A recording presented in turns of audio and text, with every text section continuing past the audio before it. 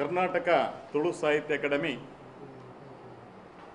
ನಡೆದು ದೆಹಲಿಯಲ್ಲಿ 24ನೇ ತಾರೀಕಿಗೆ ದೆಹಲಿ ತುಳು ಸಿರಿ ಇವರು ನಡೆಸುವಂತಹ ಒಂದು ದೊಡ್ಡ ತುಳುವ ಸಮ್ಮೇಳನದಲ್ಲಿ ಬಹುಶಃ ತುಳು ಭಾಷೆ ಸಾಹಿತ್ಯ ಮತ್ತು ಸಂಸ್ಕೃತಿಯ ಬೆಳವಣಿಗೆಗೆ ಹಾಗೂ ಮಾನ್ಯತೆಗಾಗಿ ಕರ್ನಾಟಕ ತುಳು ಸಾಹಿತ್ಯ ಅಕಾಡೆಮಿ ಹಾಗೂ ತುಳುವರು ನಿರಂತರವಾಗಿ ಪ್ರಯತ್ನಿಸುತ್ತಾ ಬಂದಿದ್ದೇವೆ. ಈ ಹಿಂದೆ 2003ರಲ್ಲಿ ಅಂದಿನ ಪ್ರಧಾನಿ ಅಟಲ್ ಬಿಹಾರಿ ವಾಜಪೇಯಿ ಅವರು ಹಾಗೂ 2007ರಲ್ಲಿ ಪ್ರಧಾನಿ ಮನಮೋಹನ್ ಸಿಂಗ್ ಅವರಿಗೆ ಕರ್ನಾಟಕ ತುಳು ಸಾಹಿತ್ಯ ಅಕಾಡೆಮಿ ಹಾಗೂ ದೆಹಲಿಯ ತುಳು ಸಂಘಟನೆಗಳು ಈ ಭಾಷೆಯನ್ನು 8ನೇ ಪರಿಚಯಕ್ಕೆ ಸೇರಿಸುವ ಕುರಿತು ಮನವಿಯನ್ನು ಸಲ್ಲಿಸಿರುತ್ತಾರೆ. ಆದರೆ ಬೇರೆ ಬೇರೆ ಕಾರಣಗಳಿಂದಾಗಿ ಬಹುಶಃ ಅದು ಆ ಬೇಡಿಕೆಗೆ ಮಾನ್ಯತೆ ಸಿಗಲಿಲ್ಲ. ಇದೀಗ ಕರ್ನಾಟಕ ತುಳು ಸಾಹಿತ್ಯ ಅಕಾಡೆಮಿ ಹಾಗೂ ದೆಹಲಿಯ ತುಳು ಸಿರಿ ಈ ಸಂಸ್ಥೆಯೊಂದಿಗೆ ಸೇರಿಕೊಂಡು ತುಳುನಾಡಿನ ಜನಪ್ರತಿನಿಧಿಗಳಾದಂಥ ಮಾನ್ಯ ಆಸ್ಕರ್ ಫೆರ್ನಾಂಡಿಸ್, ಮಾನ್ಯ ವೀರಪ್ಪ ಮೊಯ್ಲಿಯವರು ಹಾಗೂ ಸ್ಥಳೀಯ ಸಂಸದರಂಥ ನಳಿನ್ ಕುಮಾರ್ ಕಟೀಲ್, ಉಡುಪಿ ಸಂಸದರಂಥ ಜಯಪ್ರಕಾಶ್ ಹೆಗಡೆ ಇವರ ಪೂರ್ಣ ಬೆಂಬಲದೊಂದಿಗೆ ಕೇಂದ್ರ ಸರ್ಕಾರವನ್ನು ಮತ್ತೊಮ್ಮೆ ಒತ್ತಾಯಿಸಿ ಮನವಿ ಸಲ್ಲಿಸಲು ಸಿದ್ಧತೆ ಮಾಡಿ ಕ್ರಮ ಕೈಗೊಂಡಿದ್ದೇವೆ. ಈ ಸಂಬಂಧ ಇದೇ ಫೆಬ್ರವರಿ 24ರಂದು ದೆಹಲಿಯಲ್ಲಿ ನಡೆಯಲಿರುವ ತುಳು ಸಿರಿ ಈ ಸಂಘಟನೆಯೊಂದಿಗೆ ತುಳುವರ ಸಮ್ಮೇಳನದಲ್ಲಿ ಕರ್ನಾಟಕ ತುಳು ಸಾಹಿತ್ಯ ಅಕಾಡೆಮಿ, ದೆಹಲಿಯ ತುಳು ಸಿರಿ ಹಾಗೂ ರಾಣಿ ಹಬ್ಬಕ್ಕ ಅಧ್ಯಯನ ಕೇಂದ್ರ ಬಂಟ್ವಾಳ ಇದರ ವತಿಯಿಂದ ಜಂಟಿಯಾಗಿ ಮಾನ್ಯ ಪ್ರಧಾನಮಂತ್ರಿಯವರಿಗೆ ಮನವಿಯನ್ನು ಸಲ್ಲಿಸಲಾಗುವುದು.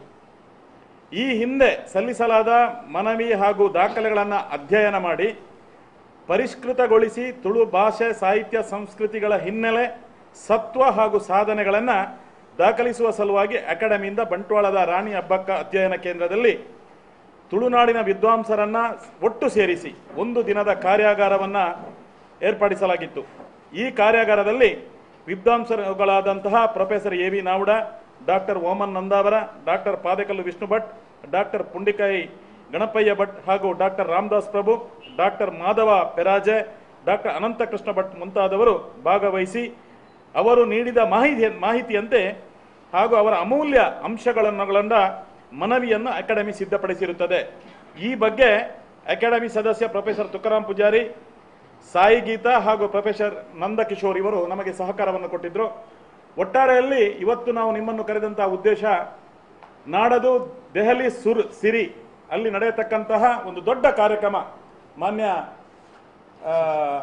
ವಸಂತ್ ಶೆಟ್ಟಿ ಅವರು ನಿಮಗೆ ಅದರ ಹೆಚ್ಚಿನ ಮಾಹಿತಿಯನ್ನು ಕೊಡ್ತಾರೆ. ಮಾನ್ಯ ನಮ್ಮ ಹಿರಿಯರಾದಂತಹ ಪ್ರೊಫೆಸರ್ ಪುರುಷೋತ್ತಮ ಬಿಳಿಮಲೆಯವರ ಮಾರ್ಗದರ್ಶನದಲ್ಲಿ ಈ ಒಂದು ದೆಹಲಿಯ ತುಳು ಸಿರಿ ಸಂಘಟನೆಯು ಈ ಕಾರ್ಯಕ್ರಮವನ್ನು ಸಂಯೋಜಿಸಿದೆ. ನಾವು ಅದರೊಟ್ಟಿಗೆ ಕೈ ಜೋಡಿಸಿಕೊಂಡು ಈ ಒಂದು ಕಾರ್ಯಕ್ರಮದಲ್ಲಿ ನಮ್ಮ ಹಲವಾರು ವರ್ಷಗಳ ಕನಸಿನ ಈ ಒಂದು ತುಳು ಭಾಷೆಯನ್ನು 8ನೇ ಪರಿಚಯಕ್ಕೆ ಸೇರಬೇಕು, ತುಳುಗೆ ರಾಷ್ಟ್ರೀಯ ಮನ್ನಣೆ ಸಿಗಬೇಕು ಅನ್ನೋ ದೃಷ್ಟಿಯಲ್ಲಿ ನಾಡೋದು ಇವರೊಂದು ದೊಡ್ಡ ಕಾರ್ಯಕ್ರಮದೊಟ್ಟಿಗೆ ಅಕಾಡೆಮಿ ಸೇರಿಕೊಂಡು ಈ ಒಂದು ವ್ಯವಸ್ಥೆಯನ್ನು ನಾವು ಮಾಡ್ತಾ ಇದ್ದೇವೆ. ಈಗಾಗಲೇ ಒಂದು ಅಂತ ಹೇಳಿದ್ರೆ ರಾಜಕೀಯವನ್ನ ಅಕಾಡೆಮಿಗೆ ಬಳಸಿದರೆ ಅದರಲ್ಲಿ ಲಾಭ ಎಷ್ಟಿದೆ ಆ ಲಾಭವನ್ನು ಮಾತ್ರ ನಾನು ಅಕಾಡೆಮಿಗೆ ತರಲಿಕ್ಕೆ ಪ್ರಯತ್ನ ಮಾಡ್ತೇನೆ. ರಾಜಕೀಯವನ್ನ ಈ ಅಕಾಡೆಮಿಯಲ್ಲಿ ನಾನು ಎಂದೂ ಕಾಣಲಿಲ್ಲ, ಅದು ಎಂದೂ ನಾನು ಆ ರಾಜಕೀಯವನ್ನ ಇದರ ಒಳಗೆ ಉಪಯೋಗಿಸುವುದಿಲ್ಲ. ಒಂದು. ಎರಡನೇದು, ಈಗಾಗಲೇ ಕರ್ನಾಟಕ ಸರ್ಕಾರ ತುಳು ಭಾಷೆಯಲ್ಲಿ ತುಳು ಪಠ್ಯವನ್ನ ಐಚ್ಛಿಕ ತೃತೀಯ ಭಾಷೆಯಾಗಿ 2 ಜಿಲ್ಲೆಗಳಲ್ಲಿ ಈಗಾಗಲೇ ನಮಗೆ ಘೋಷಣೆ ಮಾಡಿದೆ. ಅದನ್ನು ನಾವೀಗ ಕನ್ನಡ ಲಿಪಿಯಲ್ಲಿ ಉಡುಪಿ ಜಿಲ್ಲೆ, ದಕ್ಷಿಣ ಕನ್ನಡ ಜಿಲ್ಲೆ ಈಗಾಗಲೇ 6, 7, 8 ಮುಂದಿನ ವರ್ಷದಿಂದ 9ನೇ ಕ್ಲಾಸ್ಗೆ ಬರ್ತಾ ಇದೆ. ಮತ್ತೆ ಇದನ್ನ ಒಂದು ಅಧಿಕೃತ ಭಾಷೆಯನ್ನಾಗಿ ಘೋಷಿಸಬೇಕು ಅಂತ ಬಹುಶಃ ನಾನು ಮೊನ್ನೆ ತಾನೇ ತುಳುವ ಒಬ್ಬ ಮುಖ್ಯಮಂತ್ರಿ ಮಾನ್ಯ ಸದಾನಂದ ಗೌಡರು ಆದಾಗಲೂ ಅವರಲ್ಲಿ ಒತ್ತಯನ ಬೇರಿದೆ. ಆದರೆ ಅದೃಷ್ಟವಶಾತ್ ನಮ್ದು ದುರದೃಷ್ಟವಶಾತ್ ಅಂತ ಹೇಳಬೇಕು, ಅವರು 1-10 ತಿಂಗಳಲ್ಲಿ ಅವರ ಆ ಮುಖ್ಯಮಂತ್ರಿ ಸ್ಥಾನ ಹೋಯಿತು. ಮುಂದೆಯೂ ಅದರ ಒತ್ತಾಯವನ್ನು ಖಂಡಿತವಾಗಿ ನಾನೊಬ್ಬ ರಾಜಕಾರಣಿಯಾಗಿ ಹೊರಗೆ ನಿಂತು ಈ ನನ್ನ ತುಳುನಾಡಿಗೆ ಏನ್ ಬೇಕಾದಂತ ಪ್ರಯತ್ನವನ್ನು ಖಂಡಿತ ಮಾಡ್ತಾ ಇದ್ದೇನೆ. ಪ್ರತಿ ಮುಖ್ಯಮಂತ್ರಿಗಳಿಗೂ ನಾನು ಬಂದ ಮೇಲೆ ನನ್ನ ಮನವಿ ಏನಿದೆ ಅದನ್ನು ಕೊಡ್ತಾ ಇದ್ದೇನೆ. ಹಾಗೇನೆ ತುಳು ಅಕಾಡೆಮಿಗೆ ನಮಗೆ ಸಿಕ್ಕುತ್ತಿರುವಂತಹ ಏನು ಅನುದಾನ ಇದೆ, ಈ ಅನುದಾನ ನನ್ನ ಒಂದು ತುಳುವಿಗೆ ನಾನು ಪ್ರಯತ್ನ ಪಟ್ಟರೆ ಬಹುಶಃ ಇರುವಂತಹ ಎಲ್ಲ 13-14 ಅಕಾಡೆಮಿಗಳಿಗೂ ಅದು ಅನ್ವಯವಾಗ್ತದೆ. ದೆಹಲಿ ತುಳು ಸಿರಿ ದೆಹಲಿಯಲ್ಲಿ ಒಂದು ಕನ್ನಡ ಶಾಲೆ ಇದೆ. ಆ ಕನ್ನಡ ಶಾಲೆಯ ಆವರಣದಲ್ಲಿ ಫೆಬ್ರವರಿ 24ರಂದು ನಡೆಯಲಿದೆ. ಭಾರತದ ಪ್ರಧಾನ ವಾರ್ತಾಧಿಕಾರಿಯಾಗಿದ್ದ ಹಾಗೂ 4 ಪ್ರಧಾನಮಂತ್ರಿಗಳ ವಾರ್ತಾ ಸಲಹೆಗಾರರಾಗಿದ್ದಂಥ ಶ್ರೀ ಐ ರಾಮಮೋಹನ್ ರಾವ್ ಅವರು ಈ ತುಳುಸಿರಿಯ ಸಂಘಟನೆಯ ಅಧ್ಯಕ್ಷರು. ಈ ತುಳುಸಿರಿ ಕಾರ್ಯಕ್ರಮದ ಜಾನಪದ ವಿದ್ವಾಂಸ ಡಾಕ್ಟರ್ ಪುರುಷೋತ್ತಮ್ ಬಿಳಿಮಲೆ ಈ ಕಾರ್ಯಕ್ರಮದ ನಿರ್ದೇಶಕರು. ನಾನು ಇದರ ಸಂಚಾಲಕನಾಗಿದ್ದೇನೆ. ನಮಗೆ ಯಾರಿಂದ ಸಹಕಾರ ಸಿಕ್ಕಿದೆ ಅಂತ ನಿಮಗೆ ತಿಳಿಸಲಿಕ್ಕೆ ಇಷ್ಟಪಡ್ತೇನೆ.